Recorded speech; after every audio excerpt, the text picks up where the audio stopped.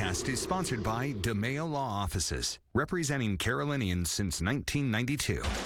Live from Charlotte, this is WBTV News on your side. If you're just now joining us, we have a lot of big stories this morning. The latest on the tense situation in Ukraine, plus the local aid being sent to nearby Poland. Plus this very unstable situation being felt in homes across the United States. We're telling you how to talk to your children about the turmoil overseas. And is the housing market hot or is it in crisis? We'll let you be the judge after seeing this frenzy at a listing in Raleigh brought to one neighborhood. Good morning, and thank you for joining us. I'm Lileana Pearson, in for Caroline Hicks. Yes, and I'm meteorologist Lee Rock. Good morning. Good morning. I'm so happy to be joining you on this, what started as a beautiful Saturday early morning. Yeah, it's starting out really nice this morning. The temperatures are not so bad, but the problem is it's just not going to get a whole lot warmer for the rest of the day. Not looking forward to that. No, but we know it's February now. It's almost March, and so we have fewer and fewer chilly days, so we'll deal with it, right? Heading into the day tomorrow, we do have a first alert. So let's go ahead and talk about that. We have a few sprinkles, a few showers around this morning, but there's a better chance of rain tomorrow. Should start light at first, moving in tonight, then heading into the day tomorrow. At least the first half of your day, we have pockets of steady rain, maybe about half an inch. That's what we're going to be dealing with as far as rainfall totals are concerned. By about midday, it starts to taper off. It's going to be cool all day tomorrow, though. We start out this morning. In some areas, it looks like has precipitation. So let's take a look at this. We zoom in a little bit closer. Parts of Caldwell County, Alexander County, Iredell County, northern and southern part of Iredell County, and over into Rowan County. It looks like you have showers, and you may very well have some of those, but they're likely really light, if they're even reaching the ground at all. So that's what we're talking about as far as precipitation this morning. Even what I'm seeing in the higher elevations, Avery, Ash, and Watauga, you look at this and think, my goodness, there's a lot of snow falling. But here's what it actually looks like. We have temperatures around freezing in Boone, low to mid 40s everywhere else, even upper 40s in South Carolina. But over the next couple of hours, we see temperatures just not going very far. So as we head into the daytime hours today, we go from the low 40s to the upper 40s by noon, low 50s. That's going to just about do it for high temperature today. So expect those cool conditions, not the mid 70s that we had yesterday. Don't worry though, we'll eventually get back there. We're going to send things back to you, Liliana. Thank you, Lee. This morning, we continue to follow the very latest on the situation in Ukraine. We know disaster response specialists from the Boone-based Samaritan's Purse will be headed to Poland and Romania to provide assistance. They are first sending initial teams to determine what they will need to send and deploy and how many more people they're going to need to send. WBTV's anchor Alex Giles spoke one-on-one with one of the presidents and CEOs of Samaritan's Purse, Franklin Graham.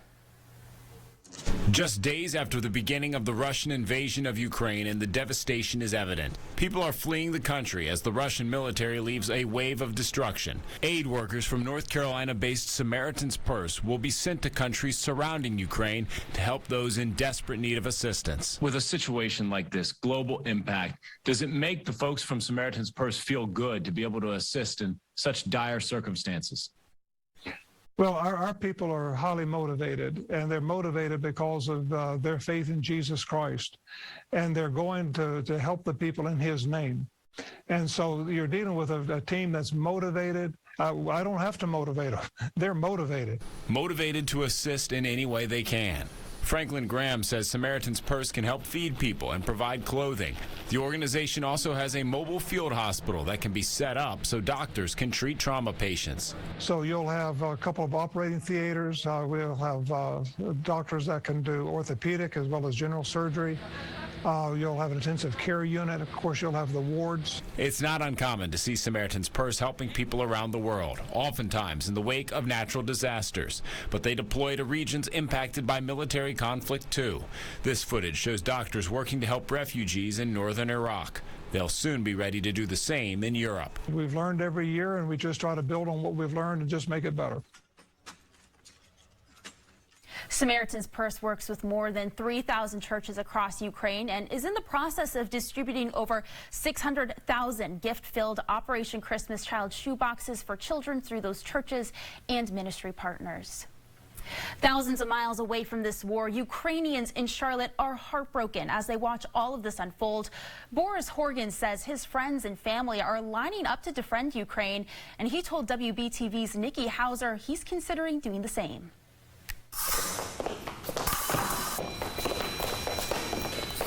While a match at his fencing academy begins, a coach's mind is on another fight halfway across the world. I felt pain, and I was very angry because I couldn't help. As Russia continues to attack and invade Ukraine. Your mind and your heart are there in Ukraine. Even my liver and stomach. Boris moved to the United States 25 years ago. He started fencing in Crimea. This is him and his teammates in 1974, before he started teaching in Ukraine.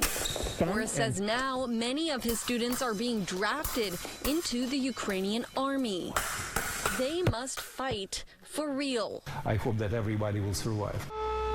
Russia's airstrikes now hitting uncomfortably close to home. We're looking at the picture which a friend of mine took this morning. Here, circled, is a Russian missile which landed at his backyard. Reminiscent of the fear and devastation during World War II.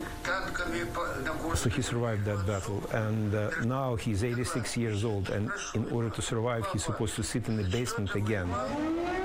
Right now, Ukraine is vastly outnumbered by Russia's forces. Every minute Kyiv may fail. Every minute my hometown, which is Kharkiv, may fail. We know there's a lot going on right now, and it's hard to keep up with. And if your children are probably asking you about it too, we talked to a licensed mental health therapist about what you can do to explain this to your children. So I would explain it to them in terms that they would understand. So talk about how siblings fight, how parents may fight as well, and just saying how we have disagreements. Unfortunately, with this disagreement, it does end up in what we call the war. And we can also talk about how that is a last case scenario. That's something that we never want to have happen. But being able to say that conflict is something that's normal, but we can learn to resolve that through some conflict resolution skills to get some peaceful solutions versus things that are physical or violence is always the better answer. Tucker also suggested limiting your child's exposure to the situation in Ukraine. She says all of that information can be overwhelming for young children. Tucker also says it may be helpful for them to do things that are expressive, like writing a letter or helping a friend. Shifting now to the latest on COVID-19, and today is the first day in months masks will be optional here in Mecklenburg County.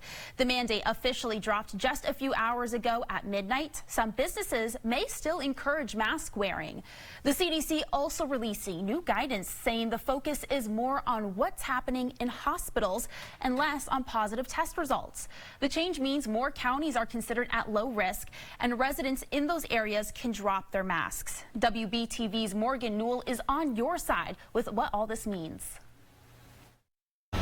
The Centers for Disease Control says if you are in one of those areas considered low or medium risk for COVID, you do not have to wear your mask. The new outlook on cases means about 70% of America is in the low or medium risk category when it comes to COVID. The CDC says overall immunity is higher in the country, both from vaccinations and infections. That's why the agency feels it's safer to say goodbye to the mask if you aren't in one of those high-risk areas.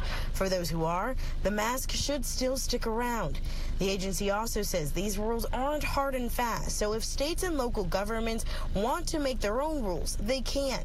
The CDC has a map where you can look at your county and see which level it is at. Mecklenburg County is actually on the medium level according to the CDC. So if you are healthy, you can ditch that mask, but they recommend for people who are high risk to get to the disease to go ahead and wear one. Reporting in Charlotte, Morgan Newell, WBTV, on your side. Go ahead and take a look at this video. Have you ever seen this many people flock to an open house at once?